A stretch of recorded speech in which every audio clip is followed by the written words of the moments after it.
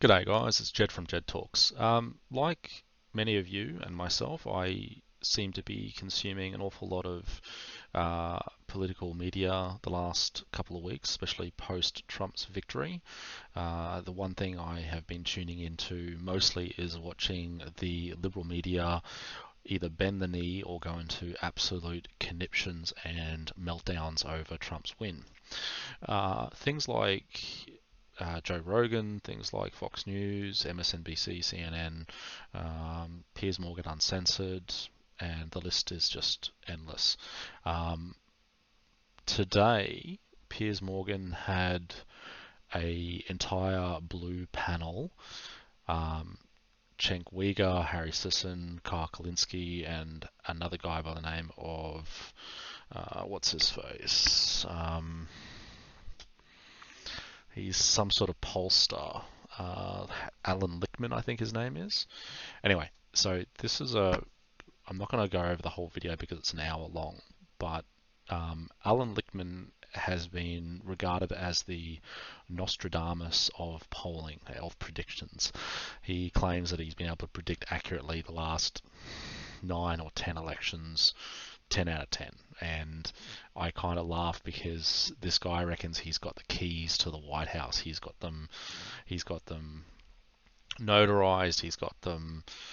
He basically reckons he's got a method or a scientific equation to people's behaviors regarding voting for the president of the United States. I think he's full of shit, and I think anybody with an ounce of understanding is you can't predict people's behaviors, and I think this guy is completely full of shit. Now, rather than react to the entire video, which is an hour long, of Piers Morgan, I'm just going to quickly jump to the Allan Lichtman point, the part with Allan Lichtman, because this guy is a fucking Fruit Loop. He really is a Fruit Loop. Where is he? Just jump right to it. I did. I went on Fox News 10 days before with Brian Kilby and said, I think he's going to win big. But actually, most people thought we'd be incredibly tight and it could go either way and so on. But it wasn't that at all. Why do you think Trump is so difficult to poll? Which is clearly the conclusion I would draw from this. Well, I am forthrightly willing to admit I missed this election. I still think I actually had 10 out of 10 before. I think I was right about 2000, but we're not here to litigate. He admits he's wrong. Oh my God, amazing. And he thinks he's still trying to defend this stupid fucking the keys to the White House nonsense. Could this guy get any more deranged or misguided? Like, seriously. That I still think it's a pretty good record. Now, I think two things are operating here. Number one, I was incredibly critical at the time of the spineless, cowardly Democrats openly and viciously trashing their elected president and their elected nominee right out there in the open. I have never seen that before, and I've studied American politics since the founding, and that tainted any nominee. And they're now taking no responsibility for that. They're blaming everybody else. Until they look in the mirror, the Democratic Party is going to be in trouble. Secondly, why did my keys miss? Because my keys are based upon the proposition that a pragmatic, rational electorate decides whether or not the White House party is governed well enough to get 4 more years. That was exploded this time by a new wave of disinformation that we've never seen before, in addition to the usual sources of disinformation. We had a huge change this time, a 300 billionaire, a guy who's richer than most countries of the world, who controls X, spreading vast disinformation.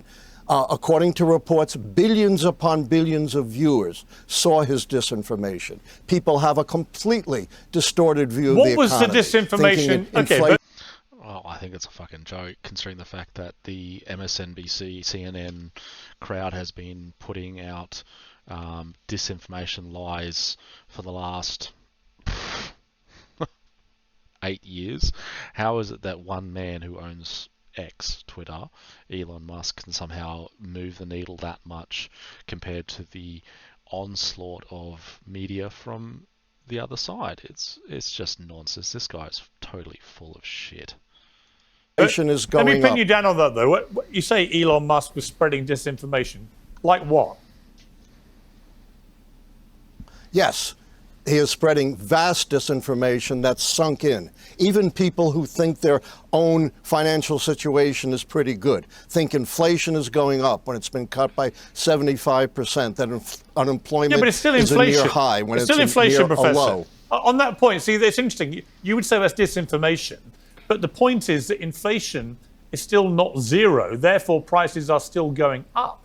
Therefore, people. The only way you get inflation people, to here's my zero point, is here's with my a point. recession. Yeah, but here's my. No, that's not true at all. You don't get. The only way you get inflation to zero is through a recession. Bullshit. No. Look, I'm not an economist, but you ask an economist or any person who works significantly in macroeconomics, they will tell you that that essentially a zero inflation can be achieved through massive deflation. Now, America has precedent in this. America has seen this. In 1873 to 1879, America saw huge levels of deflation. Essentially, the amount of product produced in an economy can be such an overwhelming amount, such a huge surplus, that prices go down. Okay, now Allan Lichtman's talking about the only way opposite of inflation is through recession. It's garbage. What is this? The thing that pisses me off about this guy is you look at his face.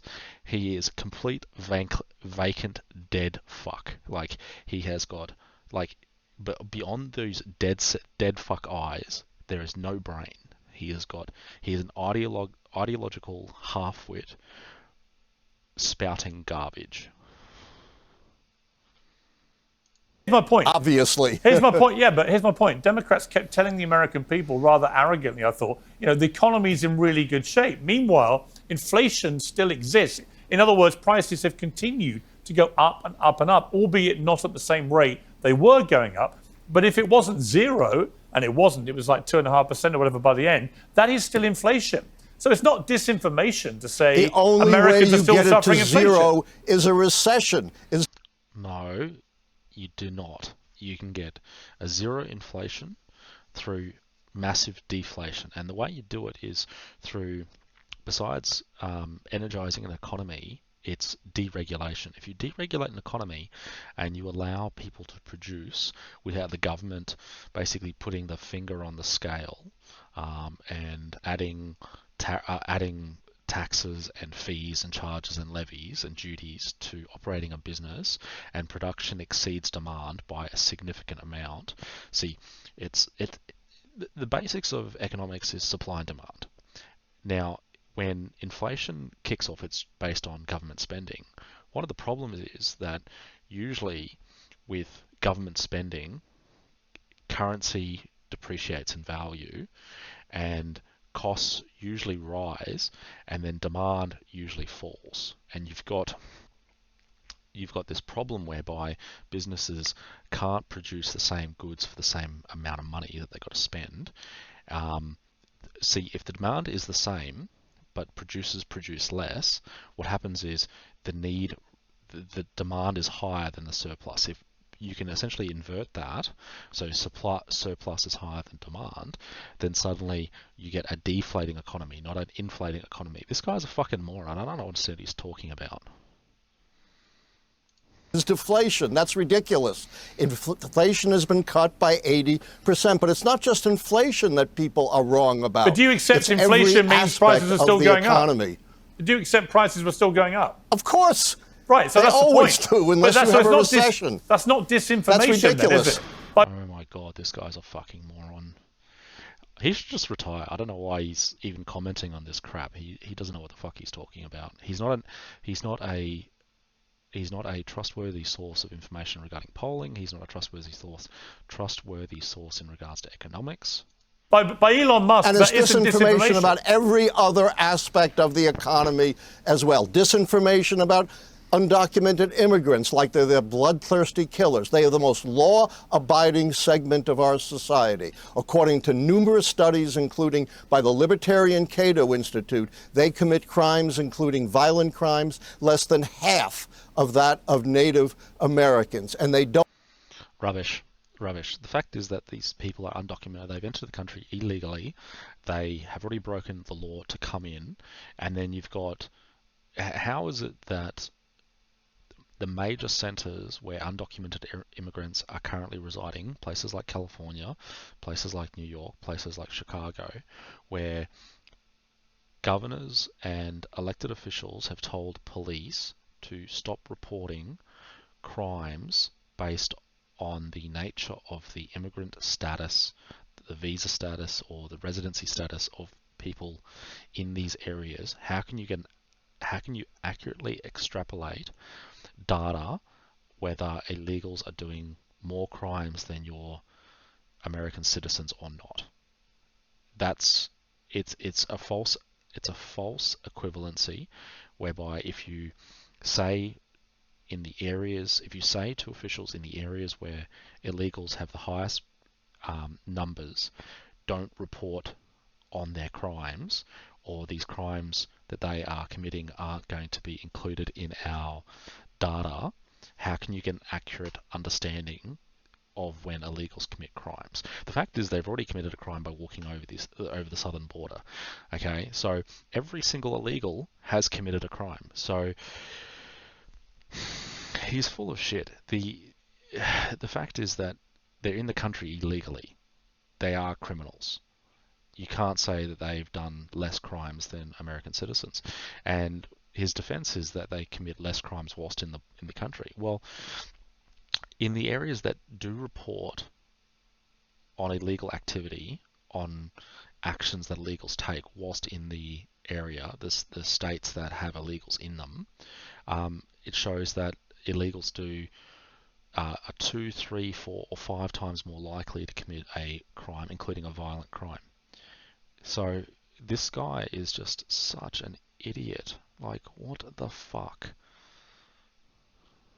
Don't drain our economy. They are the mainstay of the agricultural, construction, personal service, hospitality industries. Studies show you will drive the economy into a recession if you go through large-scale deportation of immigrants, and you will sweep it huge numbers of U.S. citizens, because all the databases used to identify undocumented immigrants are fundamentally flawed. You can't have a pragmatic electorate under these conditions, and the mainstream media is utterly feeble. It spends 20 times more time on meaningless polls within the margin of error than it does telling truth to power and indicating the consequences of this election. But it's been taken over by billionaires. Okay, I'm going to come to Cheng. I mean, God, this guy's a fucking idiot. And the whole panel are basically morons. Chen Kyugo's a complete moron. Harry Sisson's a complete moron. Juan Williams is okay sometimes when he's not completely idiotic. But that Allan Lichtman, like, why would anybody believe the shit that comes out of his fucking mouth? My God, what a moron. He completely bereft of anything remotely resembling intelligent thought.